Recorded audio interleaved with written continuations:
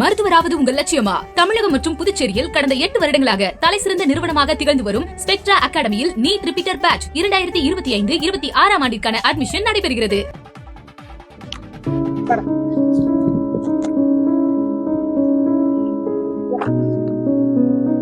கடுமையான உடல் உழைப்பில் ஈடுபடுவோரை மாடு மாதிரி வேலை செய்வதாக சொல்வார்கள். ஆனால் மகாராஷ்டிராவில் விவசாயி ஒருவர் நிஜமாகவே மாடு மாதிரி வேலை செய்கிறார். ஏரில் மாட்டுக்கு பதிலாக தன்னையே பூட்டிக் கொண்டு உழுகிறார் 76 வயதான அந்த விவசாயி.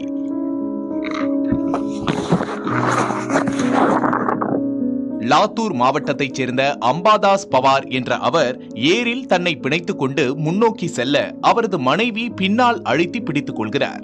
தாம் வளர்த்த மாடுகளை வறுமை காரணமாக பராமரிக்க முடியாமல் விற்றுவிட்டதாகவும் வேறு வழியின்றி மாடுகளுக்கு பதிலாக கடந்த 10 ஆண்டுகளாக தானே உழுவதாகவும் அம்பாதாஸ் கூறுகிறார். தனது நிலையை அறிந்த மாநில அமைச்சர் அனைத்து உதவிகளையும் செய்வதாக உறுதியளித்திருப்பதாகவும் அம்பாதாஸ் கூறுகிறார்.